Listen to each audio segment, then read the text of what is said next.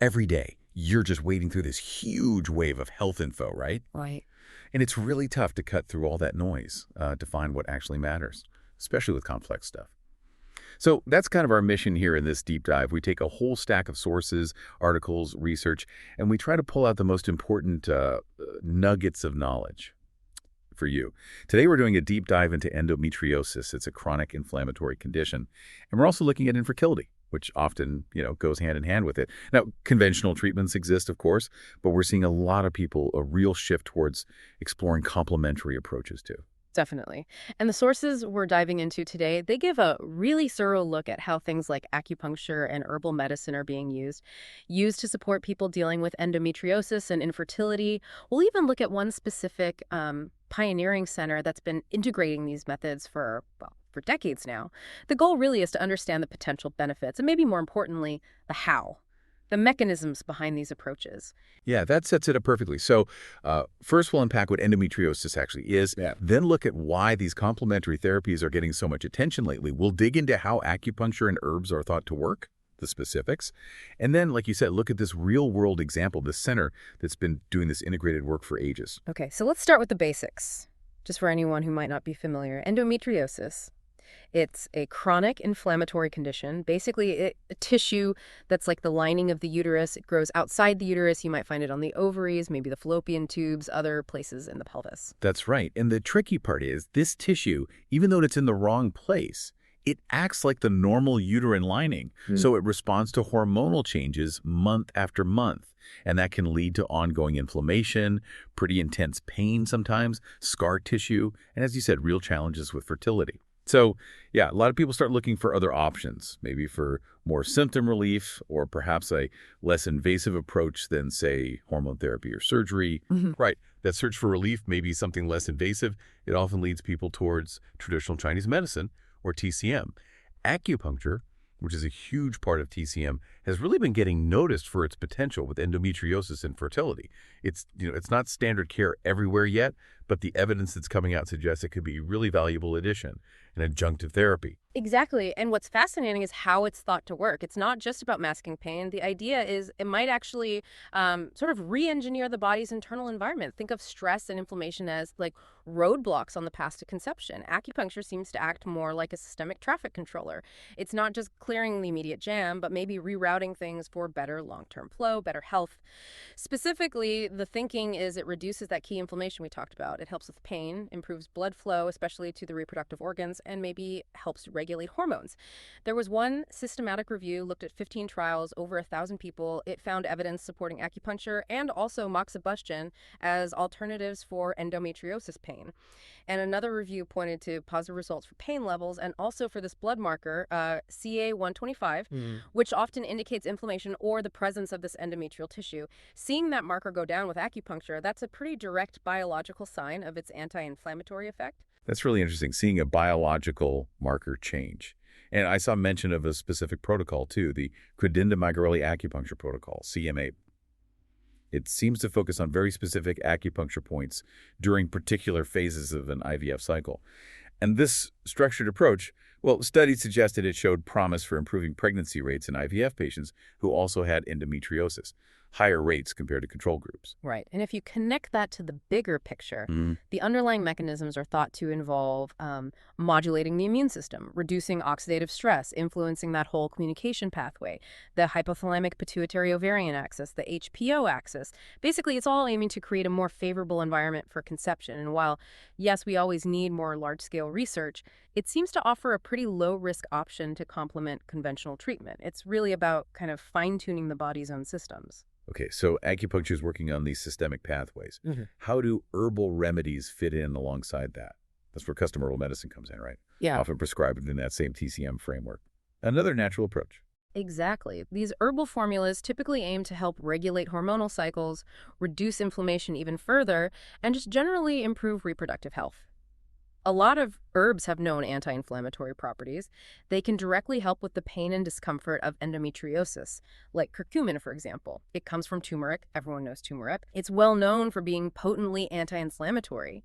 And research suggests it might help regulate hormones, maybe slow the growth of that endometrial tissue, and soothe inflammation by reducing estradiol production and suppressing how the tissue migrates. Wow, it's amazing how specific some of these herbs can be. I also saw peppermint mentioned. How does that fit in? Is it just for cramps, or is there more to it with its antioxidant properties? Good question.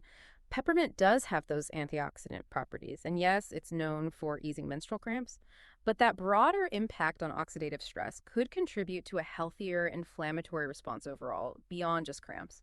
And then there are herbs focused on hormones. Vitex, also called chaste tree, that's traditionally used for a lot of gynecological issues. It might help balance hormones, regulate cycles, potentially improving fertility for women with endo. Then you have something like ashwagandha. That's an adaptogen. It helps the body handle stress. And stress is a big deal with endometriosis, because of the chronic pain and the fertility struggles. So by lowering cortisol, ashwagandha might indirectly help create a more balanced hormonal environment for conception. Which, brings up a really important point for listeners. These herbs, they aren't miracle cures, but they can be really effective for managing symptoms and supporting the body.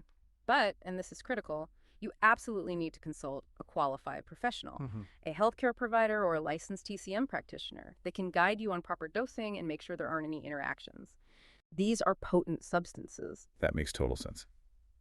Okay, so with acupuncture and herbs in mind as complementary tools, let's look at this real-world example, the Berkeley Center for Reproductive Wellness. They've apparently been doing this for over 2 decades. Yeah, and what's really interesting here is the Berkeley Center, founded back in '97, it wasn't just another clinic popping up. It actually holds the distinction of being the very first center in the U.S. to dedicate itself exclusively to integrating these, time-tested Eastern therapies with Western medical approaches, specifically for fertility. So their 27 years of clinical experience, it's not just about being around a long time. It means they've developed some really unique protocols. They have a deep understanding of how these things work together. And they've built strong relationships with leading reproductive endocrinologists, REIs, especially in New York City. And the founder, Mike Berkeley, seems central to this. His dedication apparently comes from a pretty personal place. It does, yeah. Before he even became an acupuncturist, he and his wife went through their own infertility struggles. They had several failed attempts with conventional treatments and then found success with acupuncture and herbal medicine. And that personal journey, well, it completely changed his path and led him to specialize in this very specific niche. Wow. So he really lived it first. Exactly. And he's recognized as the first acupuncturist in the U.S. to focus solely on fertility issues. Over those 27 years, he's carefully developed his own unique acupuncture protocols and proprietary herbal formulas, always tailoring them to the individual. His whole approach is really grounded in understanding both ancient Chinese medicine and modern Western reproductive science. It's truly integrative. And it sounds like his expertise is pretty well respected. I saw a quote from a Dr. Paul Magarelli, an ND, praising his talent and contributions, highlighting his knowledge of both TCM and Western medicine, specifically related to endometriosis. Yes, and there's another from Dr. David Hoffman at IVF Florida. He talks about Mike's professionalism and deep knowledge, even saying Mike knows more about reproductive endocrinology than many practicing REIs, which is quite a statement. Dr. Hoffman also mentioned Mike helped form a special board within the American Society of Acupuncturists to certify practitioners in REI, reproductive endocrinology, and infertility. So really cementing his impact. And then you see the patient testimonials, too, constantly mentioning the compassionate care and, well, the effectiveness of the treatments. Okay, so what makes the Berkeley Center stand out, really? Compared to other places offering complementary medicine, is there something key they've learned over those decades? That's a really good question, and yeah, I think there is a key insight. Beyond being the first specialized center, that 27 years of focus has really shown them the crucial importance of consistency and timing with acupuncture. It's not just about getting acupuncture now and then for general wellness. It's about precise interventions at critical points in the cycle or during treatment like IVF. It's about recalibrating the body right when it needs it. This understanding, it comes from decades of seeing what works, refining their methods, developing those proprietary protocols, and seeing consistently positive outcomes. Their approach really blends the Eastern therapy seamlessly with the Western understanding, directly supporting treatments like IVF or IUI. And those collaborative relationships with Western doctors you mentioned, that sounds like a huge part of their model, too, building that bridge. Absolutely crucial. They actively work with most of the well-known REIs in New York City. It creates this cooperative environment.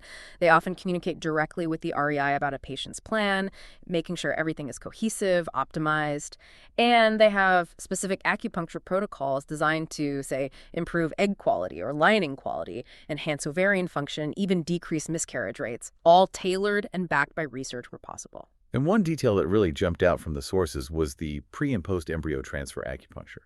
Offering that 7 days a week, that seems like significant support.